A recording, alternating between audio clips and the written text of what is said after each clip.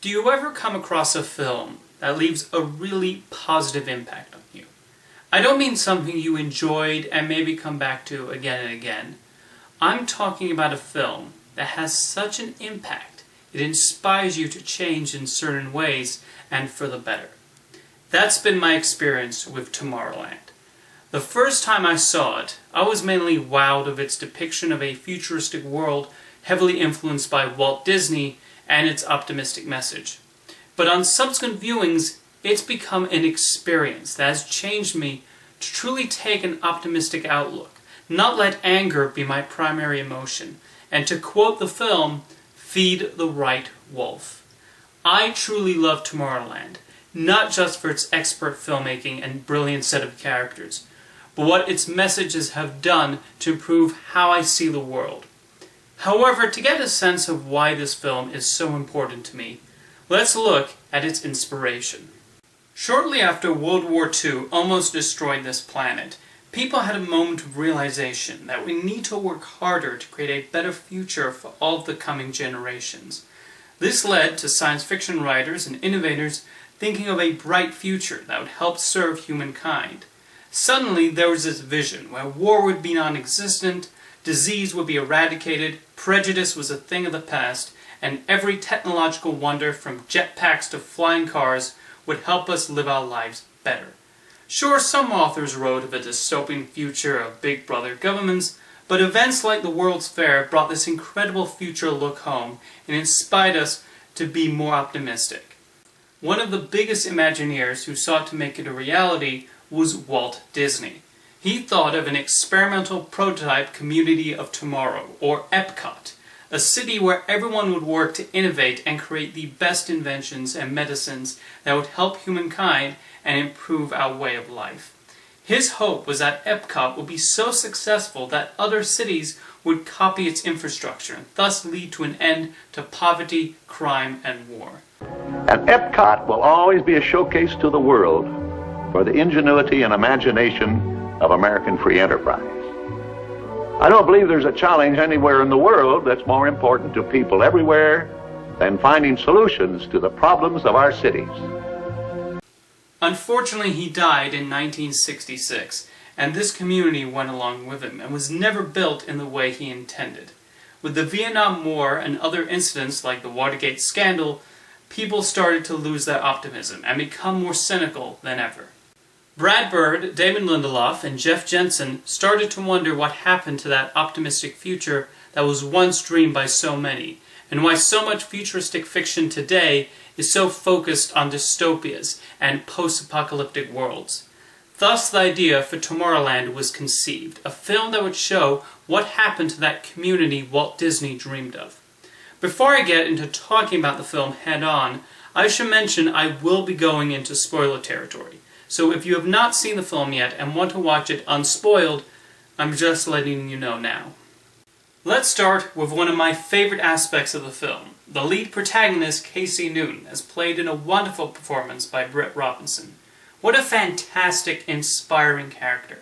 She is basically an optimist living in the world of cynics, always trying to keep her head held high and dreaming. She's smart and resourceful, and this is best shown early on, when we see her dismantling equipment that will take down a Cape Canaveral launch site. She's asking the simple question of why NASA and the government are not doing new things with space exploration. Imagine all the new things we can learn by going into space, and yet, for some reason, this launch site is being torn down. We also get a sense of her optimism when we see her school day, and teachers are continuing to hammer in the idea that the world is facing collapse without offering any solutions. This scene was criticized because it presented the school system in a bad light. But in my experience, schools and teachers seek more to keep the future generation complacent and stick to conformity, rather than inspire young minds to find solutions to the world's problems and think creatively. The best example of her optimism is her personal way of life, to feed the right wolf, taken from a classic Native American story. Basically, rather than follow the path of anger and darkness and greed that just leads to despair and world ruin, it would be better if we took the opposite route and fed our desire to do good things and help the world. In this day and age, where it seems an international tragedy like a shooting or a bombing happens every week, this is perfect advice. If we feed the right wolf, we can make the world a better place. And make those who only seek to scare people realize that their power is worthless, and it cannot harm our spirit. With George Clooney's character, Frank Walker, we see somebody who was once an optimist, but then grew cynical, representing how the youth of the 1960s changed into the pessimistic adult of the 70s and later decades. The film is just as much his journey as it is Casey's, as he rediscovers optimism, mainly in the form of the robot girl Athena. Athena represents that promised optimism, and Frank distrusts her at first because she represents that future that never happened that we were promised decades ago. But she shows it can be attainable again if we work to achieve that. She is that childlike wonder Frank once was, and the film nicely shows how she helps him become an optimist again. He just needed to see somebody who still held that hope in the form of Casey. The big criticism Tomorrowland got was we only got to see glimpses of Tomorrowland, as most of the time is spent on the road in our world. However, Brad Bird is asking why we, the audience, have not gotten there yet.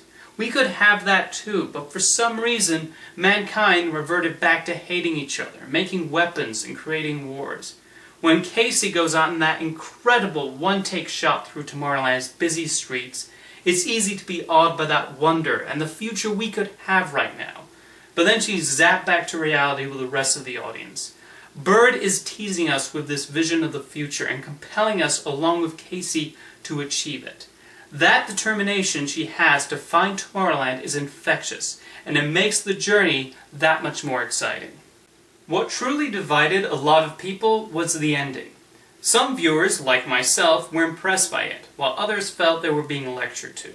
This is mainly directed at the character of Governor Nix, and the device hovering above Tomorrowland transmitting images to our world that result in people being pessimistic. In the end, Nix goes into a monologue about how this imagery of incoming destruction was sent to inspire people, but instead the populace just put up their hands and said, well, we're doomed.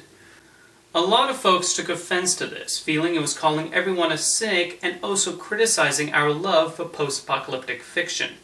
However, what he's saying is actually correct. Instead of seeing that the polar ice caps are melting and maybe finding a better solution to stop it, politicians argue that it's a complete fiction and sit on their behinds doing nothing about it. We had the electric car, a vehicle that would be far more environmentally friendly, and yet the oil companies were allowed to limit its distribution. Somebody let a millionaire buy a medicine and jack up the price to unaffordable levels. At some point, we did lose our optimism and just accepted that unethical politicians and ruthless dictators would rule over countries, and there's little we can do about it. We stopped feeding the right wolf. However, the film is not saying now everyone is a cynic. There are still those like Casey who don't believe in a pending apocalypse and believe we can work together to make the world a better place for future generations. That's why she's part of the key to stopping the machine from projecting those horrible images. Even Athena talks about trying to locate others. It never presents Casey as the one who can save us all. Frank and Athena are also important motivators who play a key role in dismantling the machine and creating a better future. The other issue people had with it was the notion of this world where the optimists and great inventors are separated from regular folks, and government intervention scared of their incredible ability. However, this is a theme that has run through all of Brad Bird's films. He was just a little less subtle about it in Tomorrowland, so people only now noticed it. In The Iron Giant, there was the amazing robot Hogarth hid from a government and CIA gripped with paranoia. In The Incredibles, the entire plot revolves around superheroes going to hiding and living normal lives with the populace. Ratatouille was about a rat with the extraordinary ability at cooking, which he has to keep hidden from both his father and the chef at a restaurant. Even in Mission Impossible Ghost Protocol, Ethan Hunt and his team of agents have to save the world anonymously after their government branch gets breached. Brad Bird has always had this belief of there being people with special abilities who have to find a secret avenue to get their work done. And in a way, he's right. Imagine if Walt Disney had lived long enough to build Epcot. The idea was to build a community where inventors could work and innovate and solve world problems freely without government intervention or fear of lack of funds. I genuinely believe if Walt Disney had not died in 1966 and was able to construct his dream community, the world would be in far better shape. Certain diseases would be more easily curable. There would be less pollution, less political corruption, less wars, less crime, and a lack of poverty and starvation. And with Tomorrowland, Brad Bird has allowed us to catch a glimpse of that potential future we could have now, but for some reason we got cynical. And in a day and age where people often talk about the need for more great female protagonists, Bird crafted probably the most inspiring with Casey Newton. We hear often the need for more role models for young girls and boys, and while fictional, Casey is exactly the one we need. Ones who can stand up and say, "Can we fix it?" rather than shrug their shoulders and accept the status quo. Ones with a bright optimism, who see the potential that the world can get better. And that's why I absolutely loved Tomorrowland.